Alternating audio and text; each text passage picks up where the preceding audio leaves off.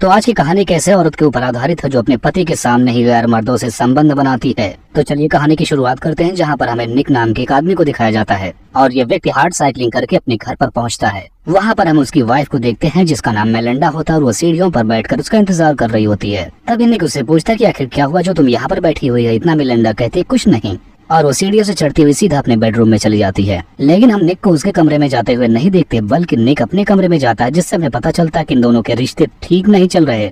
अब इसके बाद हम रात को देखते हैं कि मेलिंडा निक को अपने रूम के अंदर बुलाती है और उसे अपनी नाइटी चूज करने के लिए कहती है। जिसके बाद अब ये दोनों तैयार होकर एक पार्टी में जाने लगते हैं। वहाँ पहुँचने के बाद मेलिंडा का एक पुराना फ्रेंड आया होता है, जिसके साथ वो मिलकर गार्डन में ही क्रियाक्रम करने लगती है और ये सब कुछ निक वहाँ खड़ा होकर अपनी आंखों से देख रहा होता है। यहाँ तक कि मेलिंडा भी इस काम को करते हुए निक को देख रही थी कि निक उसको देख रहा है, लेकिन फिर भी वो नहीं रुकती। अब इतना सब कुछ खत्म होने के बाद उसका फ्रेंड जोस निक से मिलने के लिए आता है। यहाँ पर तब निक उसे बताता है कि तुमसे पहले एक और बॉयफ्रेंड उसका हुआ करता था, जिसको उसने बहुत ही बेरहमी से मार डाला। अब ये बात सुनने के बाद जॉर्ज डर जाता है और बिना कुछ कहे पार्टी से बाहर चला जाता है। अब जॉर्ज के ऐसे जाने के बाद मेलिंडा निक से पूछने लगती है कि आखिर तुमने क्या किया जिसकी वजह से वो पार्टी छोड़कर चला गया। लेकिन इसके सवाल पर निक कुछ भी नहीं बताता। अब वापस अपने घर पे पहुंचने के बाद मेलिंडा निक से अपने कपड़े उतारने को कहती है। अब मेलिंडा को ऐसी हालत में देखने के बाद निक के अंदर का प्यार उमड़ने लगता है, लेकिन तभी अचानक से वो कुछ कर पाता है। मेलिंडा अचानक से निक को वहाँ से जाने के लिए बोलने लगती है। तभी अगली सुबह मेलिंडा को ये बात पता चल जाती है कि आखिर रात को जॉर्ज से निक ने क्या कहा था, जिसकी वजह से वो पार्टी छोड़कर भाग निकला था। इसकी वजह से वो निक पर बहुत ज्यादा गुस्सा करती है। यहाँ पर मेलिंडा निक से बोलती है जब वो रात के टाइम डिनर पर आएगा तब तुम्हें उससे माफी मांगनी पड़ेगी। अब शाम होने के बाद जब ये तीनों डिनर कर लेते हैं तब मेलिंडा अपने बॉयफ्रेंड को अपने रूम में लेकर जाती है और वहाँ पर भरपूर रोमांस करना शुरू कर देती है।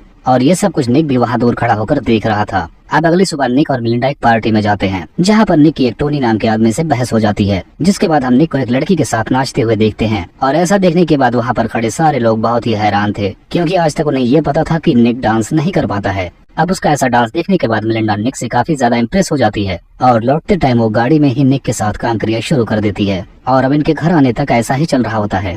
अब अगली सुबह हम देखते हैं कि निक को एक फोन आता है जिसमें पता चलता है कि उसकी बीवी ने किसी तीसरे पर्सन को $2 मिलियन ट्रांसफर कर दिए हैं, लेकिन बैंक में उस समय पैसे न होने की वजह से सारे पैसे ट्रांसफर नहीं हो सके। अब इसके बाद निक उस आदमी के पीछे पड़ जाता है जिसके अकाउंट में ये पैसे ट्रांसफर किए गए थे और आगे चलकर उसे पता चलता है कि वो आदमी एक पियानो बजाता है। अब निक उस आदमी के पास पहुंचता है, लेकिन उससे पहले मेलिंडा भी वहां पर पहुंच जाती है और निक को मेलिंडा के साथ देखने के बाद निक वापस अपने घर आ जाता है। अब अगले दिन हम निक को देखते हैं जो रास्ते में अपनी बेटी के साथ कहीं जा रहा होता है, तभी उसे वहाँ पर निक दिख जाता है और उसके हाथ में एक बुके भी होता है। और अब रात के टाइम जब निक अपने घर पर होता है तब उसे वही बुके अपने टेबल पर दिखाई देता है, जिसे देखने के बाद वो समझ जाता है कि रिक यहाँ पर आया हुआ था। जिसके बाद वो उस बुके को उठाकर डस्टबिन में डाल देता है। अब अगली सुबह ये लोग पार्टी में जाते हैं जहाँ पर रिक भी आया हुआ था और इसी दौरान निक को मेलिंडा कहीं दिखाई नहीं देता। जिसके बाद वो मेलिंडा को जोर शोर से ढूंढने लगता है, लेकिन यहाँ तो मेलिंडा रिक के साथ काम क्रिया में लगी होती है। ये देखने के बाद निक गुस्से में होकर स्विमिंग पूल के पास जाकर बैठ जाता है। तब तक यहाँ पर रिक, मेलिंडा और उसके बाकी दोस्त भी जल्दी से आ जाते हैं। अब स्विमिंग पूल में मेलिंडा और रिक को एक दूसरे के साथ देखने के बाद निक जल भुन जाता है। तभी अचानक से वहाँ पर बारिश होने लगती है, जिसकी वजह से सारे लोग जल्दी से घर के अंदर जाने लगते हैं।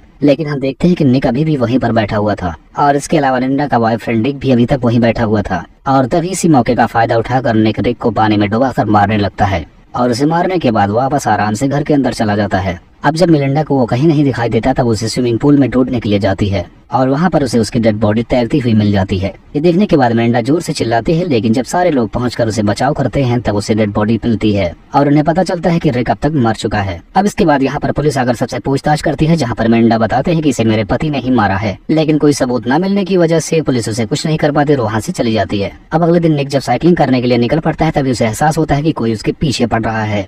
अब कुछ दिन बाद जब निक एक दूसरे काम से जा रहा होता है तभी उसे रास्ते में वही कार मिलती है जो हमेशा उसका पीछा करती है। अब निक इस बात पर ध्यान न देते हुए वो एक होटल के अंदर जाता है, लेकिन तभी उसे पता चलता है कि वो कार उसकी वाइफ के फ्रेंड की है। अब यहाँ पर बातों ही बातों में निक उस आदमी से उसके बारे में पूछने लगता है, जिसके बाद निक ये समझ जाता है कि यह कोई जासूस है जिसको टोनी ने उसके पीछे लगा दिया है। अब अगले दिन हम देखते हैं कि निक टोनी के घर पर जाता है और उसकी वाइफ से बताता है कि तुम्हारे पति ने मेरे पीछे जासूस लगा रखा है। और इतना जानने के बाद वो औरत अपने पति के आने के बाद उस पर बहुत चिल्लाती है। जिसके बाद हम मेलिंडा को फिर से एक नए लड़के के साथ देखते हैं जिसका नाम नैन्सल हम जान पाते हैं। अब रात के टाइम मेलिंडा नैन्सल को अपने घर पे डिनर के लिए बुलाती है और यहाँ पर वो उसे निक से भी मिलवाती है। अब डिनर करने के बाद मेलिंडा नैन्सल को लेकर अपने बेडरूम में चली जाती है, जिसके बाद वहाँ पर वो दोनों अपना रोमांस शुरू कर देते हैं और ऐसा करते हुए इस बार भी निक उन्हें देख रहा होता है और उसे इस बात पर बहुत ज्यादा गुस्सा भी आ रहा था। अब अगले दिन हम देखते हैं कि निक नैन्सल के घर के बाहर जाता है और जब वो घर से बाहर निकलता है तब उसे निक दिखाई देता है, जहाँ पर वो उससे कहता है कि चलो मैं तुम्हें घर तक ड्रॉप कर देता हूँ। और ऐसा करने के बजाय निक उसे अपनी गाड़ी में बैठाकर जंगल की तरफ ले जाकर उसे वहीं पर मार देता है और उसकी बॉडी पर पत्थर बांध कर उसे पानी में फेंक देता है। और ये सब करने के बाद वो वापस घर चला जाता है। अब अगले दिन मिलिंडा निक से उसे अपने साथ कहीं बाहर घूमने के लिए कहती है और इस पर निक मान भी जाता है और इस बार वो उसे घुमाने के लिए उसी जगह पर लेकर जाता है जहाँ पर उसने नैन्सल को मारकर फेंक दिया था। अब घर वापस जाते समय निक को नैन्सल का एक हाथ बाहर तैरता हुआ दिखाई देता है, लेकिन इस समय वो कुछ भी नहीं कर सकता। अब अगले दिन वो वापस आकर नैन्सल की बॉडी को फिर से ठिकाने लगाने लगता है, लेकिन तब तक वहाँ पर टोनी आकर उसे ये सब करते हुए देख लेता है, जिसके बाद टोनी भी अपनी जान बचाकर वहाँ से फौरन भागने लगता है। जिसके बाद निक भी उसे दौड़ा लेता है और उसका पीछा करने लगता है, लेकिन टोनी की कार की स्पीड ज्यादा होने की वजह से उसका बैलेंस बिगड़ जाता है और उसका एक्सीडेंट हो जाता है और उसकी कार खाई में जा गिरती है, जिसकी वजह से टोनी की भी वहाँ पर मौत हो जाती है। इसके बाद हम मेलिंडा को देखते हैं जो निक का सामान चेक कर रही होती है। तभी उसे वहाँ पर नैन्सल का पर्स मिलता है, जिसे देखने के बाद वो समझ जाते हैं कि निक ने नैन्सल को मार दिया है और इस तरह से वो समझ जाते हैं कि आज तक उसके जितने भी बॉयफ्रेंड हुए सबको निक ने ही मारा है। जिसके बाद वो उससे परेशान होकर उससे हमेशा के लिए दूर जाने का फैसला कर लेती है, लेकिन मिरिंडा की बेटी कहीं नहीं जाना चाहती थी, वो बस अपने डैड के साथ ही रहना चाहती थी। इधर हम निक को देखते हैं जो साइकिलिंग करके वापस अपने घर पर आया होता है और मिरिंडा भी मूवी की स्टार्टिंग की तरह ही मुंह बनाकर सीढ़ियों पर बैठी होती है और इसी को दिखाते हुए इस कहानी का यहीं पर एंड हो जाता है।